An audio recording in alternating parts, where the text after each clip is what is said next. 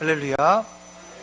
2019년 12월 네 번째 주일에 참석하신 여러분들을 주의 이름으로 환영하고 축복합니다. 지난주에도 2019년도를 카운트다운을 했는데요.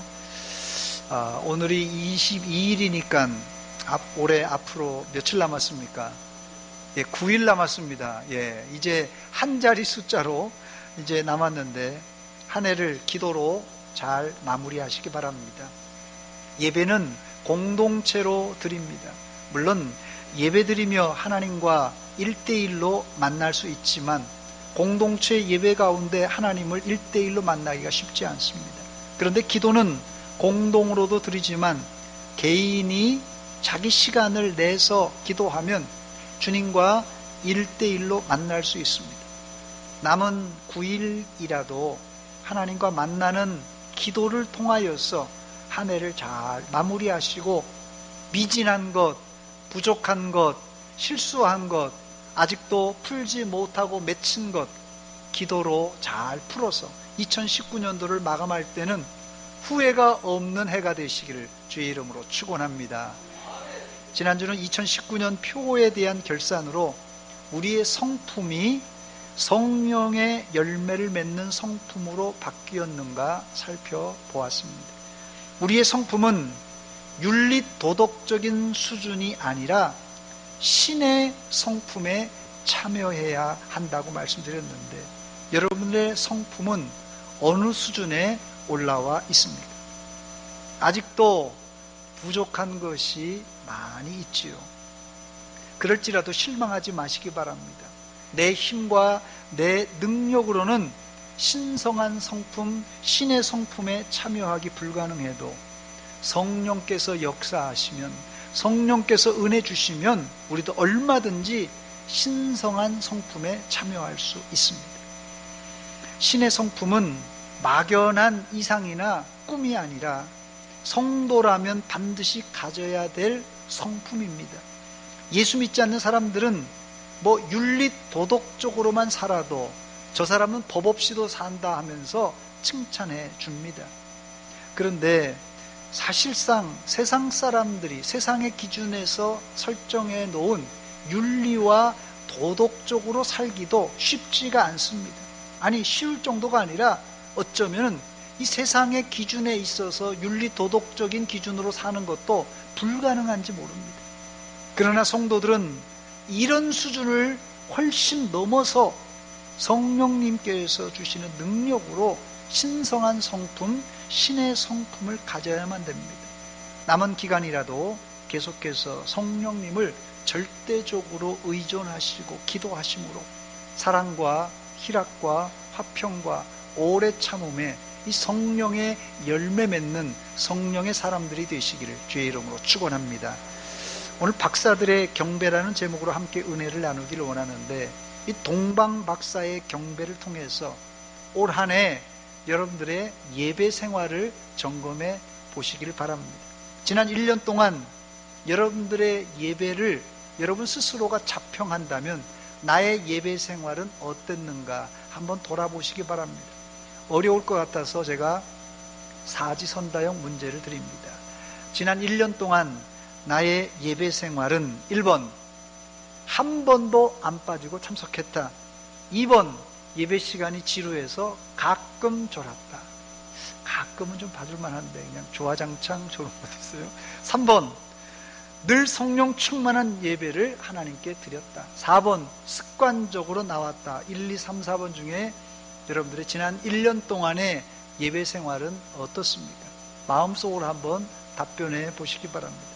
오늘 저는 동방박사의 경배를 통해서 우리 예배 생활을 점검해 보기를 원하는데 동방박사는 유대인의 왕으로 출생하신 아기 예수님께 경배 드리려고 아주 먼 거리에서 진귀한 보물을 챙겨서 찾아와 엎드려 경배 드렸습니다.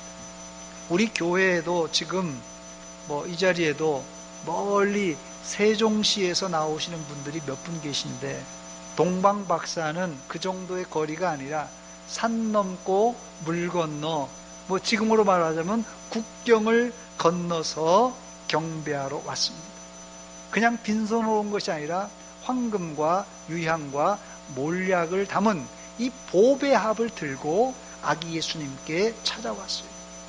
또 성경은 아기 예수님 앞에 나이가 지긋이 먹은 동방박사가 엎드려 경배를 드렸다고 기록하고 있습니다. 동방박사의 이런 경배 태도를 보면서 나의 지나간 예배 생활은 어땠는가 여러분 돌아보시고, 앞으로 여러분들도 동방박사 이상으로 최고의 예배, 최상의 예배를 드리는 성도들이 되시기를 주의 이름으로 축원합니다. 첫 번째, 이 동방박사는 멀리 동방으로부터 아기 예수님께 경배하러 왔습니다. 본문 1절에 보니까는 이 동방이라는 말은 헬라어로 아나톨레라는 단어입니다. 이 동방이라는 단어가 헬라어로 아나톨레, 이 아나톨레라는 뜻은 떠오르다라는 뜻입니다. 태양이 떠오르다, 뭐가 감춰있던 것이 위로 솟구치다, 이런 뜻입니다. 이 태양이 떠오르는 곳이 어디죠? 동쪽입니다. 태양이 떠오르다는 말이 바로 동방이 된 것입니다.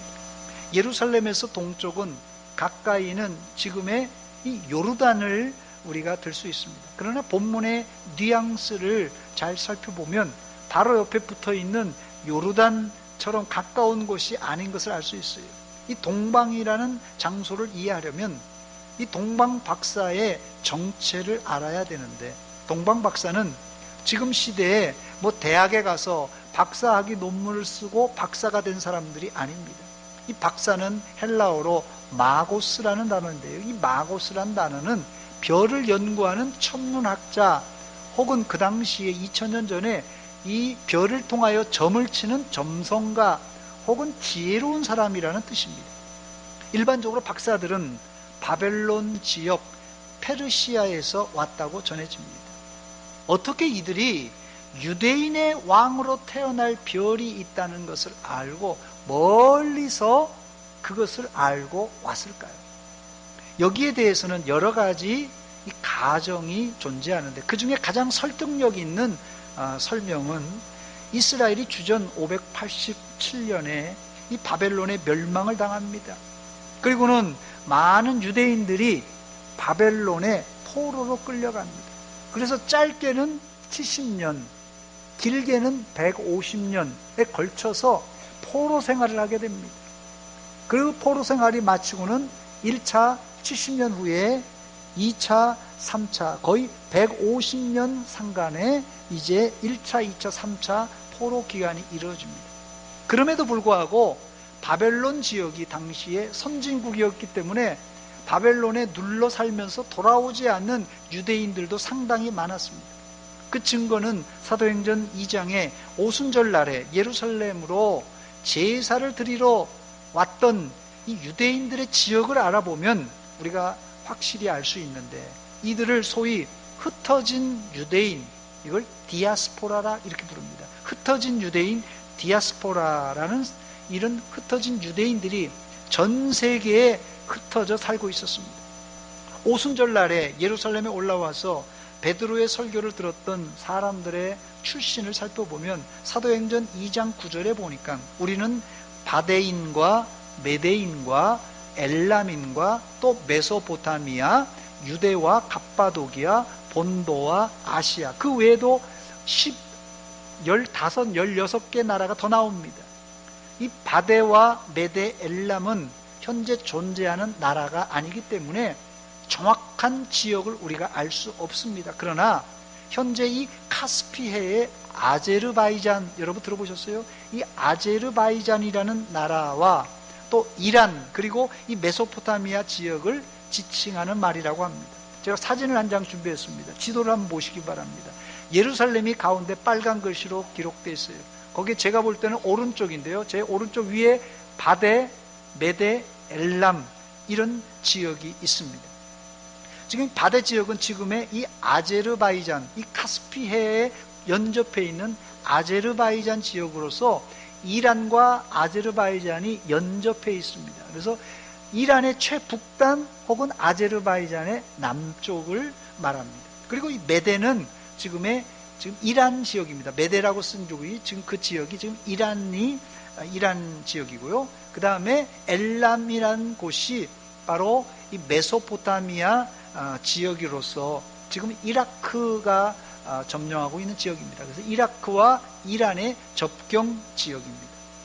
자, 그렇다면 이 메데와 바데와 메데와 엘람, 이렇게 먼 곳에서 동방박사가 출발했다면 지금도 그곳에서 지금 예루살렘까지 오려면 비행기 타고도 몇 시간 걸리는 거리예요. 비행기 타고도 몇 시간 걸리는 거리를 걸어서 이제 왔다면 얼마나 오래 걸렸겠어요. 이렇게 먼 지역에 있는 이스라엘, 예루살렘을 어떻게 알고 이들이 예루살렘에 찾아왔냐는 것이에요. 좀 전에 말씀드렸듯이 400년 전에 이미 유대인들은 바벨론의 포로로 끌려가게 됩니다. 그리고 거기서 정착하여 짧게는 70년, 길게는 150년, 아니면 거기서 눌러 사는 사람까지 포함된다면 상당히 오랫동안 유대인들이 바벨론에 머물러 살았던 것입니다. 이렇게 살다 보니까 역으로 유대의 문화와 종교가 이 바벨론 사람들에게 영향을 끼쳤던 것입니다.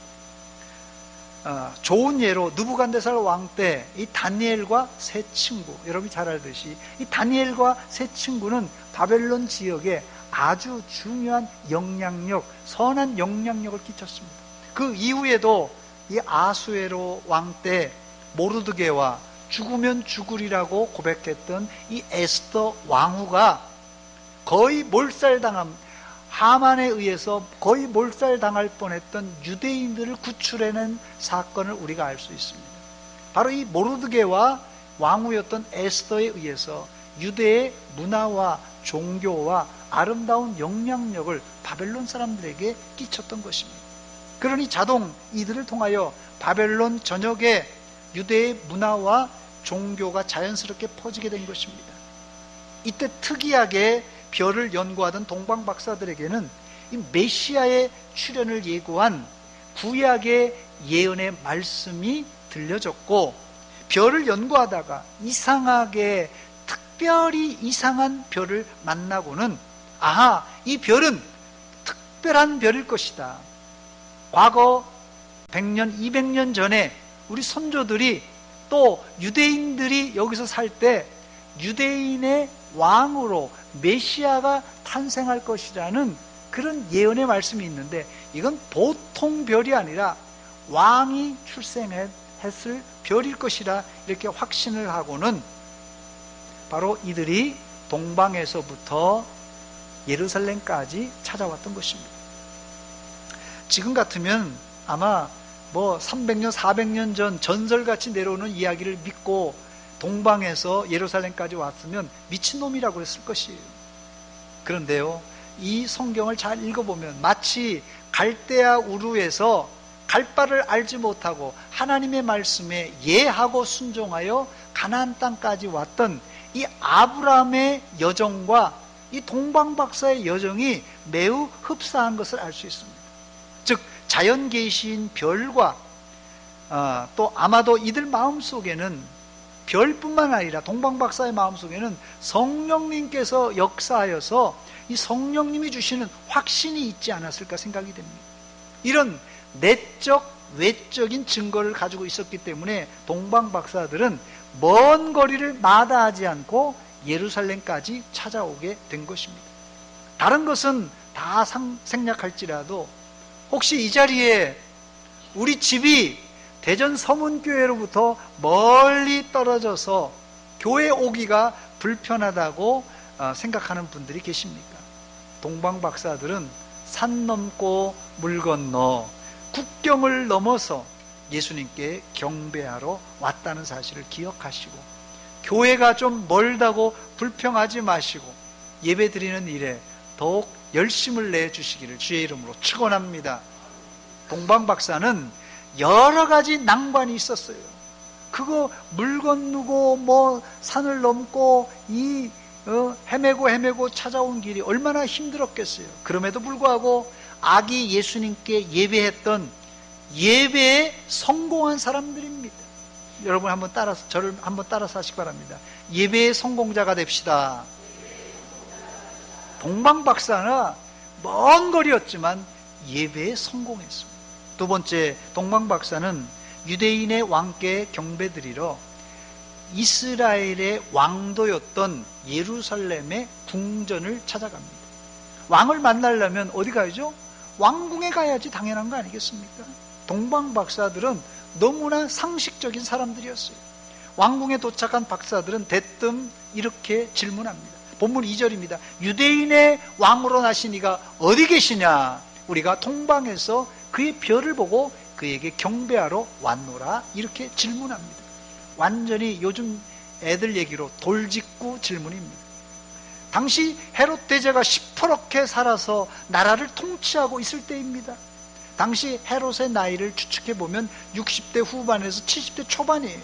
그러니 아들을 낳을 형편은 아니에요. 70대 된 노인이 아들을 낳을 형편이 아니었기 때문에 유대인의 왕으로 출생할 수 없는 상황입니다. 그런데 동방 박사들이 유대인의 왕을 찾으니 예루살렘이 발칵 뒤집힌 것입니다. 본문 3절입니다. 헤롯 왕과 온 예루살렘이 듣고 소동한지라 그랬어요. 이 소동이라는 단어는 헬라어로 이 타라소라는 단어인데요. 무슨 뜻이냐면요, 가만히 물이 잔잔하게 있는데 그걸 일부러 막대기로 휘저어서 소용돌이를 만드는, 분란을 만들다는 그런 뜻이 바로 이 소동이라는 뜻입니다. 그렇습니다. 예루살렘이 동방박사가 오기 전만 해도 잠잠하고 조용했는데 헤롯이 보통 헤롯입니까? 아주 강력한 왕권을 가지고 휘저었기 때문에 헤롯 앞에서 꼼짝도 못했어요. 그러니 아주 그 왕권 앞에 평안했습니다. 그런데 동방박사가 와서 돌직구 질문을 하면서 이제 예루살렘이 시끌벅적 했다는 것입니다. 이 말을 좀 소동했다는 말을 의역하자면 사람들의 마음이 이제 평안이 깨지고 놀라서 염려, 걱정, 근심으로 가득 찼다는 말이, 이게 예루살렘이 소동했다는 말이에요. 이때 헤롯 왕은 대제사장과 서기관들을 모아서 그리스도가 어디서 나겠느냐고 묻습니다. 본문 4절입니다. 왕이 모든 대제사장과 백성들의 서기관들을 모아 그리스도가 어디서 나겠느냐 물으니 했어요. 여기 헤롯 왕의 질문이 의미심장한데 그리스도가 어디서 나겠느냐 물었어요. 동방박사는 헤롯 왕 앞에서 누구를 찾았습니까? 유대인의 왕으로 출생한 사람을 찾고 있어요. 동방박사는 유대인의 왕을 찾았는데 헤롯은 그 말을 듣자마자 그리스도를 떠올렸던 것입니다. 우리는 이해하기가 어렵지만은 이런 대화가 당시 사람들에게 있어서는 아주 자연스러운 반응이었어요. 그리스도는 히브리 말로 이 메시아라는 단어고 헬라어로는 크리스토스, 기름 부음 받은 자라는 뜻입니다. 구약시대에 기름 부음 받은 자는 세 가지 종류의 사람이 나오는데 왕과 제사장과 선지자가 이 공식적으로 기름 부음 받은 자입니다. 헤롯 왕의 요구에 이 대제사장들과 서기관들은 즉석에서 왕에게 이렇게 말합니다. 본문 5절과 6절입니다. 어디서 유대인의 왕이 그리스도가 나겠느냐 하니까 대뜸 서기관과 대제사장들이 유대 베들레헴입니다. 그냥 주저함 없이 유대 베들레헴이라고 이렇게 대답합니다. 이 사실도 당시 유대인들에게는 상식과 같은 이야기였어요. 이 그리스도가 어디서 나겠느냐? 유대 베들레헴입니다. 그리스도가 여기까지는 좋습니다. 여기까지는 좋아요. 그런데 이 이야기를 다 듣고 난 후에 헤롯 왕은 우리가 이해할 수 없는 행동을 하게 됩니다. 세 번째, 헤롯은 아기 예수님의 출생을 듣고 이율배반적인 행동을 하게 됩니다. 저는 이것을 경배자의 헤롯의 가면이라 이렇게 부르고 싶습니다. 본문 7절에 헤롯은 동방박사에게 별이 나타난 때를 아주 자세하게 묻습니다. 언제 별이 나타났느냐. 그리고는 8절에 동방박사들을 베들레헴으로 보내면서 이런 말을 합니다. 가서 아기에 대하여 자세히 알아보고 찾거든 내게 고하여 나도 그에게 가서 경배하게 하라, 이렇게 부탁을 합니다. 여기까지 전혀 이상이 없습니다. 그런데 이후의 행동을 보면 헤롯의 행동은 이율배반적인 행동을 하게 됩니다. 그 이율배반적인 행동이 무엇입니까? 헤롯은 먼저 메시아가 출생했다는, 이 유대인의 왕 메시아가 출생했다는 동방박사의 말과 그 증거로 그의 별을 보고 찾아왔다는 말을 다 들었어요, 동방박사로부터. 그리고는 이 대제사장과 서기관들을 불러서 구약 성경에 과연 그리스도가, 메시아가 어디서 나겠느냐 묻습니다. 이때 유대 땅 베들레헴에서 출생할 것이라는 이야기를 또 들었어요. 동방박사 이야기 들었죠. 또 서기관들의 이야기 들었죠. 자, 여기서 헤롯 왕은 결정해야 됩니다.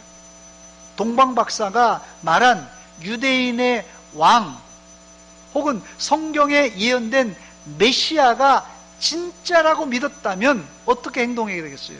제일 먼저 헤롯이 베들레헴으로 가서 아기 예수님께 경배를 드려야 될 것입니다. 이거는 아기 예수님이 그리스도라는, 메시아라는 것을 믿었을 때 하는 행동이에요. 두 번째 행동을 우리가 살펴볼 수 있는데, 두 번째는 정반대로 할 수 있어요. 헤롯 왕은 동방박사가 보았던 별, 아니 세상에 밤하늘의 별이 뭐 그런 이상한 별이 한두 개냐, 뭐 별똥별도 있고 해성도 있고 이런 별 저런 별 많은데 동방박사가 보았던 별 그 중에 한 별이지 뭐 그게 특별한 별이겠느냐, 이 쉽게 생각할 수 있고요.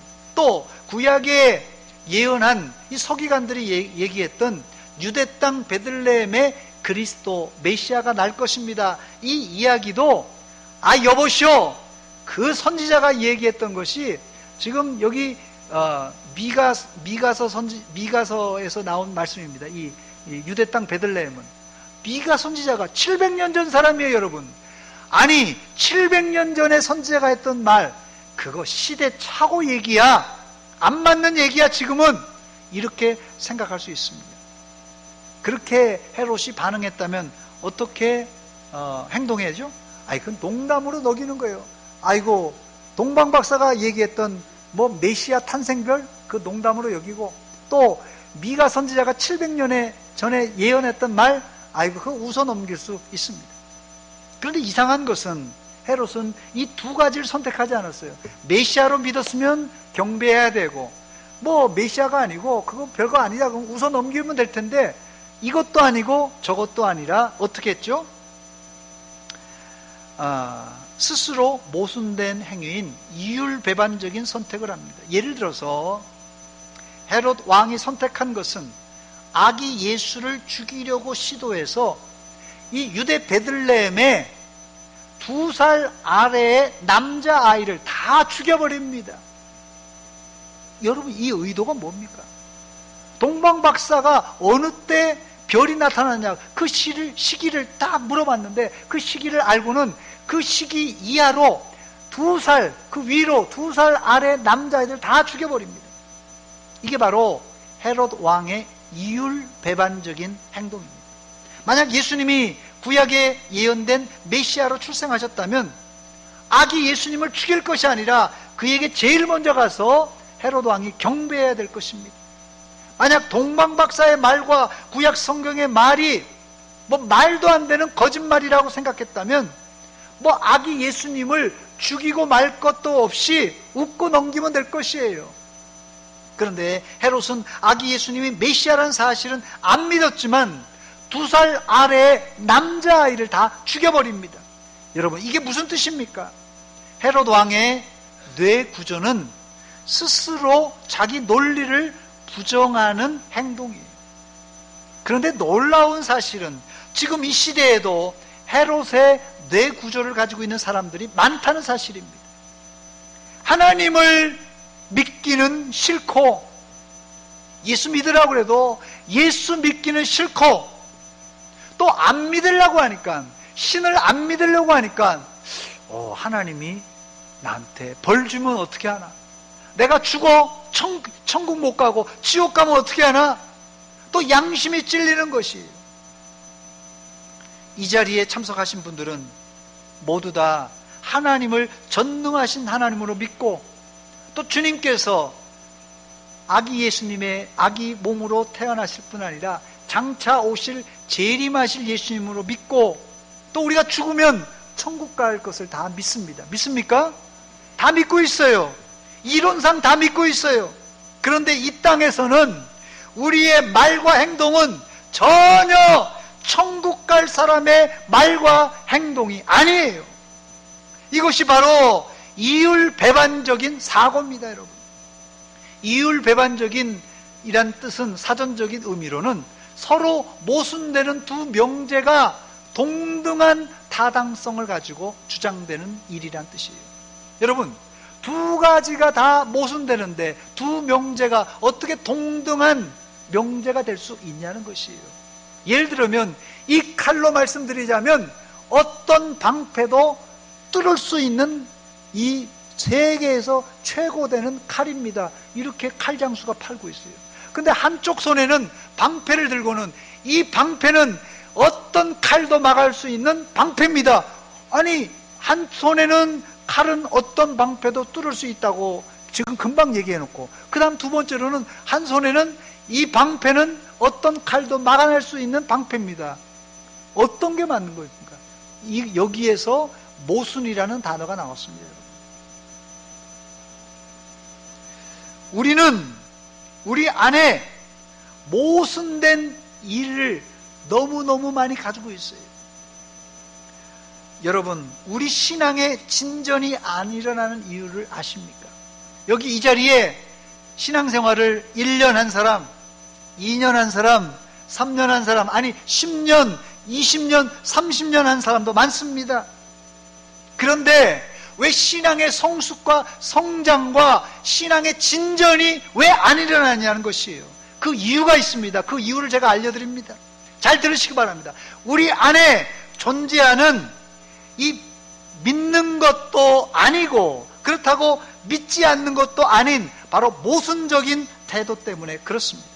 이것을 엘리야 선지자는 하나님과 바알 사이에서 우물쭈물하는 이 이스라엘 백성들이라고 이렇게 묘사했던 것입니다. 하나님과 바알 사이에서 양다리 걸치고 이러지도 저러지도 못하는 이런 태도를 엘리야 선지자가 질책했습니다. 이번 성탄절에 우리 안에 있는 모순 덩어리를 제거하고 동방박사와 같이 보배압을 열어서 마음을 열어서 예수님께 엎드려 진정으로 경배하는 이 경배자들이 다 되시기를 주의 이름으로 축원합니다. 네 번째, 끝으로 동방박사의 경배와 그 결말을 살펴보고 말씀을 맺습니다. 동방박사들은 우여곡절 끝에 베들레헴에 이르게 됩니다. 여기까지 올 수 있었던 것은 첫째, 유대로부터 내려오는 이 메시아 탄생의 전설, 그 전설인 말씀을 믿고 왔고, 두 번째로는 메시아 탄생 별을 보고 따라올 수 있었습니다. 세 번째는 예루살렘에 도착해서는 대제사장과 서기관들이 알려준 구약 성경 미가서에 나온 이 유대 베들레헴이라는 장소를 보고 예수님의 탄생 장소에 이제 베들레헴을 갈 수 있었던 것입니다.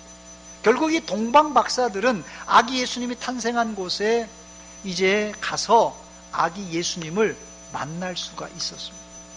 여러분, 예배가 무엇입니까? 여러분, 경배가 무엇입니까? 예배와 경배는 다른 것이 아닙니다. 하나님께 영광 돌리는 것이 첫째예요. 예배의 목적은 하나님께 영광 돌리는 것입니다. 동시에 예배는 예수님을 인격적으로 예배 시간에 만나는 것입니다. 이게 바로 예배의 꽃입니다, 여러분. 예배는 다른 것이 아니에요. 예배는 하나님께 영광 돌리는 행위고, 또한 예배 가운데 예수님을 인격적으로 만나는, 바로 이게 예배의 꽃입니다. 이때 동방박사의 기쁨은 대단했어요. 본문 10절에 보니까 그들이 별을 보고 매우 크게 기뻐하고 기뻐하더라. 그리고는 집에 들어가서 아기께 엎드려 경배하고는 보배압을 열어 황금과 유향과 몰약을 예물로 드렸습니다. 경배한 이후에 동방박사들은 마무리를 아주 완벽하게 잘했는데 꿈에 하나님의 지시를 받고는 헤롯에게로 돌아가지 않고 다른 길로 고국으로 돌아가게 됩니다. 저는 아기 예수님께 경배를 성공한 동방 박사의 태도가 아주 멋지다고 생각해요. 너무 멋진 행동이에요. 경배 후에 내가 아기 예수님 봤다, 내가 메시아를 봤다 우쭐거리고 교만할 수도 있었는데 동방 박사는 마무리를 아주 겸손하게 잘했습니다. 예수님께 경배 드린 이후에 우리가 해야 될 일은 하나님의 지시를 받고 그 말씀에 순종하는 일입니다. 저를 한번 따라서 하시기 바랍니다. 예배의 결과는 순종으로 나타나야 됩니다. 예배한 후에 내 마음대로 해서는 안 돼요. 예배한 후에 헤롯 왕이 시키는 대로 하면 안 됩니다. 동방 박사는 이제 세상의 임금 헤롯 왕보다 하늘의 왕 중의 왕이신 하나님의 말씀에 순종하는 사람이 되었습니다. 이것이 동방 박사 경배의 결말입니다. 여러분. 말씀을 맺습니다. 2019년 올 한해 마무리를 여러분들은 어떻게 하고 있습니까? 여러분, 복잡할 것 없습니다. 한 해 마무리 복잡할 것 없습니다. 하나님께 예배를 드림으로 하나님께 영광을 돌리시기 바랍니다. 이것이 한 해 최고의 마무리가 될 것이에요. 그래서 이제 크리스마스도 남아있고 또 다음 마지막 주일도 남아있고 우리 송구 영신 예배, 신년 예배도 남아있습니다. 예배로 마무리하는 것이 최고의 마무리고 최고의 계획입니다. 또한 동방 박사가 경배 후에 하나님의 말씀에 순종했듯이 말씀에 순종함으로 마무리하시기 바랍니다. 제가 전에 이 세상에서 가장 쉬운 일을 말씀드렸는데 뭔지 아십니까? 이 세상에서 가장 쉬운 일 뭐라 그랬죠? 하나님의 말씀에 순종하는 일입니다. 저는 제일 힘든 게 말씀에 불순종하는 일이에요. 아이들이 생각할 때는 순종하는 일이 어려울 것 같은데요, 순종이 제일 뱃속 편합니다. 그런데 가장 힘든 일이 뭐라고 했죠? 거짓말하는 것이에요. 거짓말하면 얼마나 마음이 불편합니까? 예배당에서 드리는 경배의 유종행위, 여러분, 이 예배드림의 유종행위는 우리 생활 속에서 순종으로 나타나야 될 정상입니다. 왜 우리가 하나님 말씀을 알고도 순종하지 않고 우물쭈물 이러지도 못하고 저러지도 못하는 것입니까? 하나님의 말씀을 알고도 우리가 순종하지 못하는 이유는 내 생각, 내 욕심, 내 뜻, 내 고집 때문에 그렇습니다.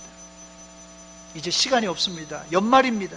여러분의 생각을 다 정리하고 오직 하나님의 말씀에 아주 심플하게 간단하게 순종하시기 바랍니다. 하나님께 경배드림과 하나님의 말씀에 순종함이 여러분들이 할 수 있는 2019년 최고의 마무리가 될 줄 믿습니다. 같이 기도하겠습니다. 이 시간 기도할 때 하나님, 2019년을 마무리하면서 우리의 예배 생활을 돌아보았습니다. 동방 박사는 먼 거리를 마다하지 않고 정성껏 보배합을 열어 황금과 유향과 몰약을 하나님께 드리며 또한 엎드려 경배드렸습니다. 우리의 예배 생활을 돌아보며 부족한 것 있습니다. 하나님 용서하여 주시고 이제 마무리를 예배로, 경배로, 하나님의 말씀에 순종으로 하게 하여 주시옵소서. 한 목소리를 같이 기도하겠습니다. 하나님, 우리 아버지, 은혜와 사랑 감사드립니다. 이 아침에 저희들에게 은혜 주시고 말씀 주시고 도전 주시고 감사합니다. 2019년도를 마무리해야 될 시점에서 우리 예배 생활을 돌아봅니다. 우리 기도 생활을 돌아봅니다. 우리 헌금 생활을 돌아봅니다. 찬양의 생활을 돌아봅니다. 아버지, 이 시간도 부족한 거, 연약한 거 많습니다. 아버지, 이 시간 용서하여 주시고 하나님 앞에 전심으로 예배드릴 때 우리 안에 성령으로 충만하게 역사하시고 영광 받아 주시옵소서. 또한 우리가 예배드린 이후에 하나님의 말씀에 전적으로 순종하고 복종하는 믿음의 성도들 다 되게 하여 주시옵소서. 아버지, 감사합니다. 하나님, 우리 아버지, 은혜와 사랑 감사드립니다. 이 아침에 저희들에게 말씀을 들려주시고 도전 주신 것 감사합니다. 2019년도를 말씀으로 점검하면서 우리의 예배 생활을 점검해 보았습니다. 하나님, 또한 우리가 하나님 말씀에 어떻게 순종했는가 돌아보았습니다. 아버지, 부족하고 연약하고 또 죄 지은 것 많지만 하나님 앞에 용서를 구하오니 용서하여 주시옵소서. 이제는 하나님 아름다운 마무리를 통하여 하나님께 경배하며 순종함으로 마무리하고 또 새로운 새해를 이제 계획 세울 수 있도록 도와주시옵소서. 예수님의 이름으로 기도하옵나이다. 아멘.